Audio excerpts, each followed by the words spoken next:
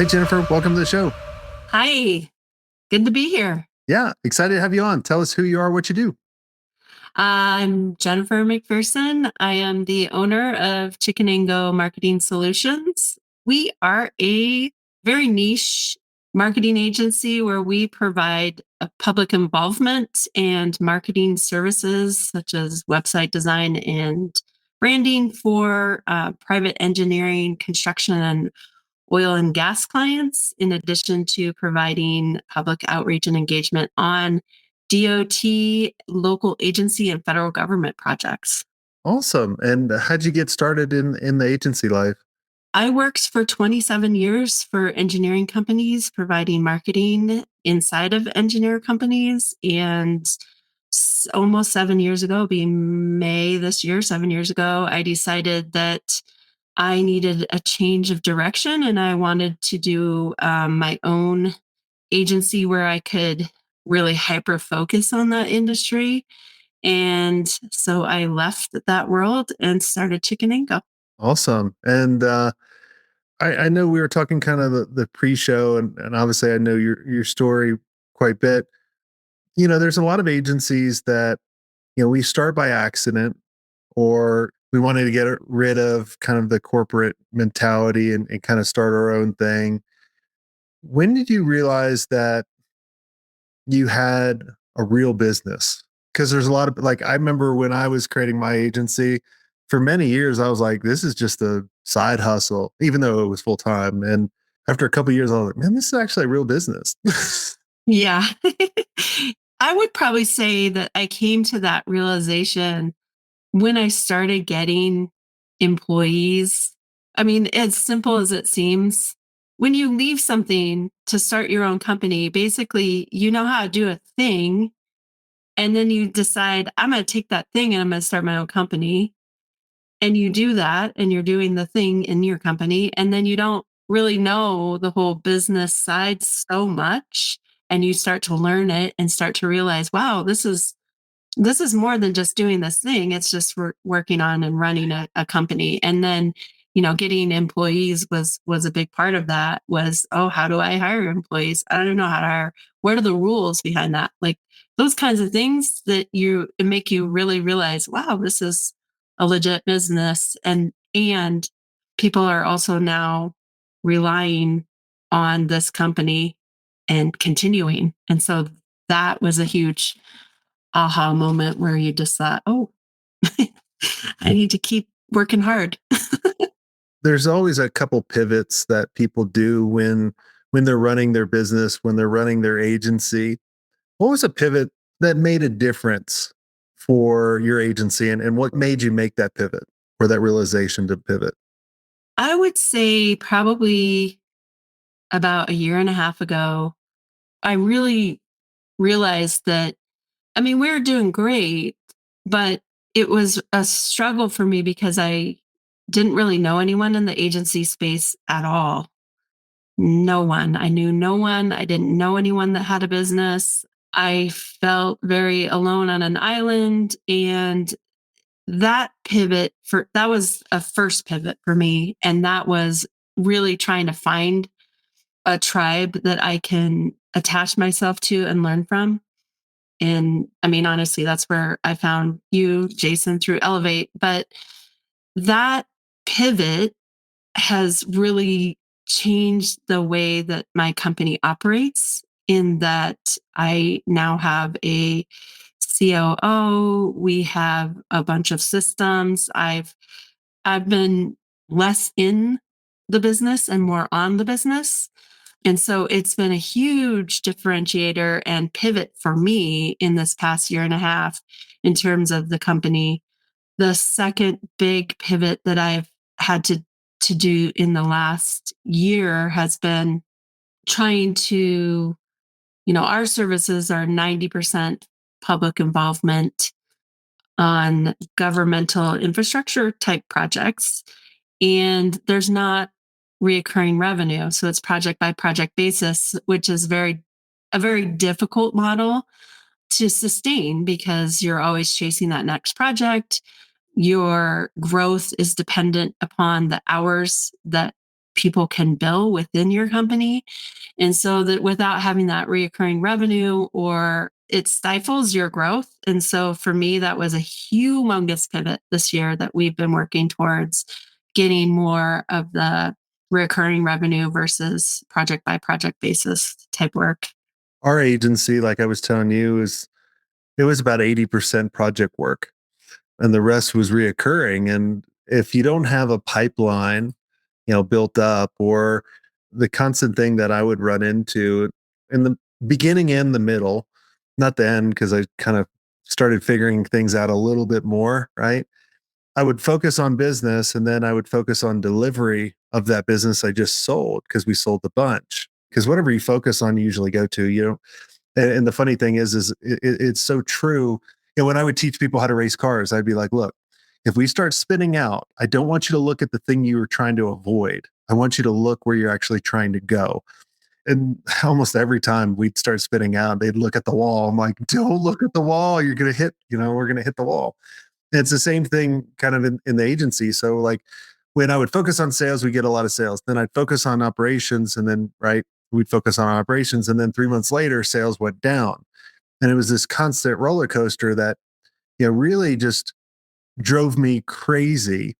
And then finally, I was like, look, I got to create some kind of system that doesn't involve me in all this, right? Kind of going back to what you were saying is like kind of stepping out of being in the business and just working on the business, which is really kind of what my goal of doing the podcast and doing the mastermind and all this is really going like, I saw a LinkedIn post I commented on yesterday on LinkedIn.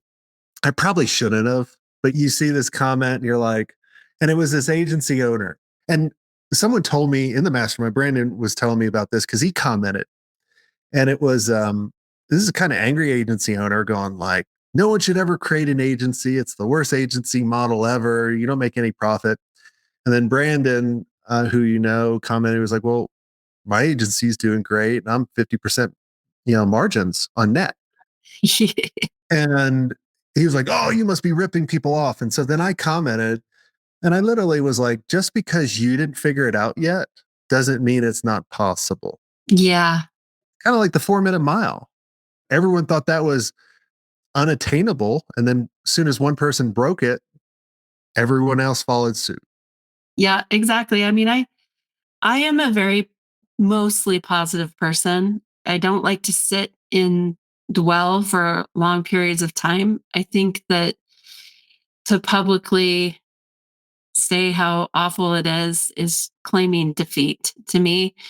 I think we all have moments where we feel that way, but you just have to be able to pick up your bootstraps and just pivot or take a breath or ask somebody for advice or educate yourself more on what it is you're doing currently and how you can change it and how you can improve it. I don't like giving up. So, Well, yeah, the thing is like, I always tell everybody is you have to be really honest with yourself, but also honest with the people that are in your circle.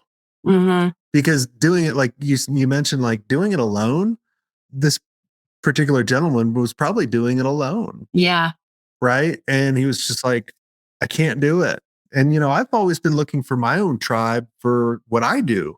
And I've been struggling for years and years. I still haven't found my own tribe on that, which is very difficult.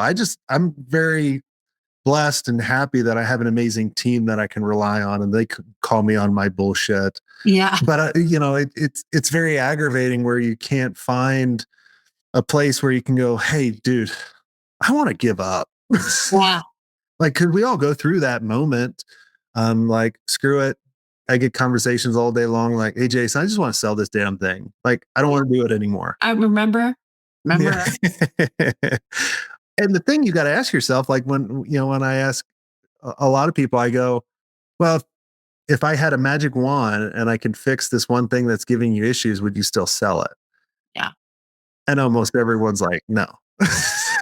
No, I don't know. I think this year has been an amazing year for us and for my company. It's been an amazing year to connect and educate for myself and like figuring out how do I grow the company, and that's not me. That's not all me. That's been like being a part of this tribe has been significant in me understanding the bigger picture of not only my company, but just business in general and agencies in general.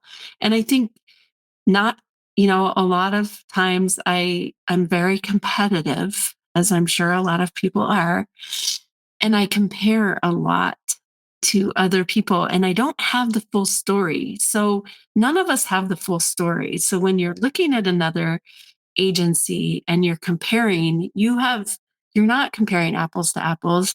You have no idea, but you're still like in competition, like I feel competitive, like, oh, how are you doing so well? And I don't know, like, so for me, I think this year has been an amazing year of growth for me personally and education and for my company. So it's been amazing. I'm very pleased with this year.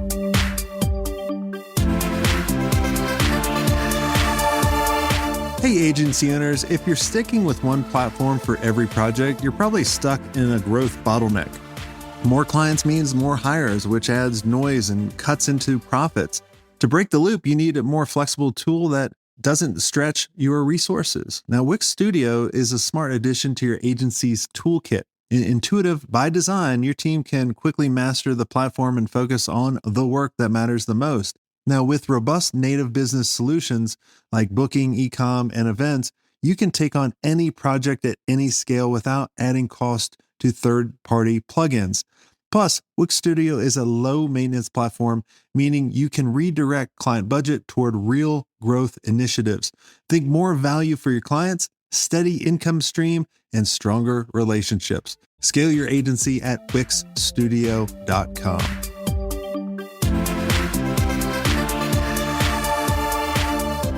People that are successful, they gotta kind of see what's possible.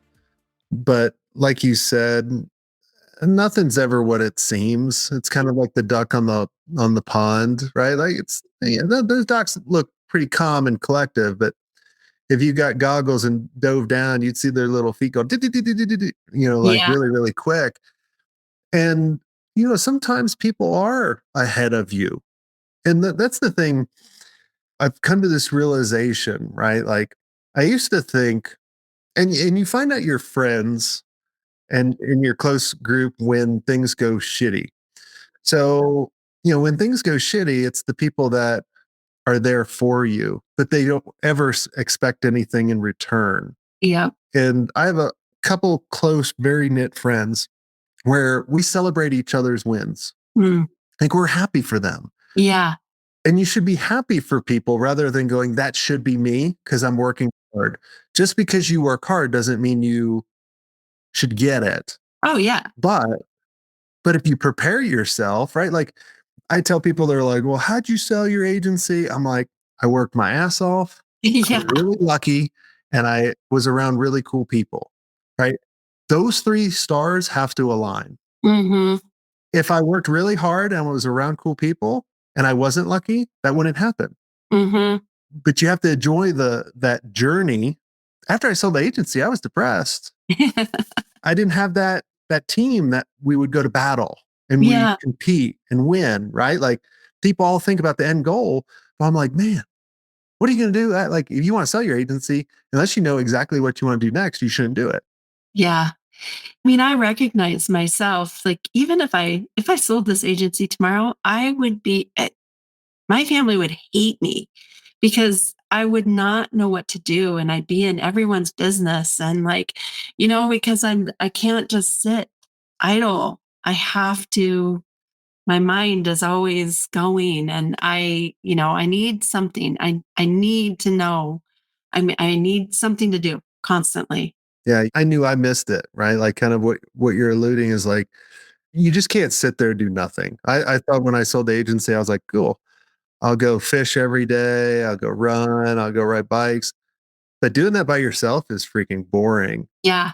And then you don't have that sense of accomplishment anymore. Yes. You experience this really high, You're at the top of the mountain by yourself, but then you realize it's cold as hell. It's windy up there. Everyone else is way down having fun, and you're way up there, and you're like, man, Yep. I got to do something else. And I knew that sold their company, and they're like, they would kind of say the same thing. I'd be like, yeah, you're full of shit. Yeah. You're saying don't make decisions based on money because you have money and you can do that. But honestly, when I was lucky enough to have some money and I didn't have to make decisions on money, I actually made more money. Yeah. It's crazy. I believe that. I think I like winning. I like winning, but I like all the things that get me to that winning point, all the strategy, all the relationship building, like all the connections. So winning is not just luck, it's all about all the back end stuff that you have to do in order to get to that winning seat at the table. I love all that stuff. I love talking to people. I love building relationships and I love unseating the competition. I always say our unspoken motto is work like you give a shit. And all of our team works like they give a shit and it shows. And it drives me crazy because in a lot of governmental type work, there's a lot of complacency. It's like molasses trying to get those idiots out of there sometimes. I can't stand that. I can't stand like here's the bar right here and we can come right to here but we're not going to go any not even a micro inch above that of that bar and the bar is pretty low. And so, for me, I can't stand that. And so that's probably where my competition comes in. I just am like, okay, we're just going to get in there and we're going to do the things that are right. We're going to do the things that are best for the project and for the public because, especially like public engagement, it's all about educating and teaching people. And I take that very seriously. It's the same thing, right? Like I always talk about it in the community is like there's some people that just do just enough Yeah, just to not get fired. you're right. We've always been looking for a marketing person for years. Mm, yeah, And finally I was like, well, I'm going to hire an agency. And then we hire another agency. And they just do enough. It's hard to find someone to give a shit like you were talking about. yep, it is. They want it the easy way. I did a call this morning. So someone sent me an email yesterday and it said something like, we can produce, because I'm always about building the pipeline and finding different channels. And so I got the email. It said something like, we can guarantee you 100 clients in 90 days, or you don't pay us, and I'll give you 5,000 for wasting your time. So I'm like, that is the best offer I've ever seen. Yeah, So I'm like, hell yeah, I'll jump on a call with you. yep, Jump on a call. Oh, well, you don't qualify for this part. I'm like, okay, but you have to do this. And if you do it for 6 months and you do exactly what we say, and I was like, no, no, no, no, no. Like no, I could see the trap. And then they were like, well, I learned this from so and so. So what did I do? I booked a call with that company. And I was like, I want to see this. And it's the snake oil stuff. And I'm yeah. like, guys, yeah, it drives me nuts. Me too. You don't, and I think like when you start a company, it's your name behind it. You're initially the name behind the company.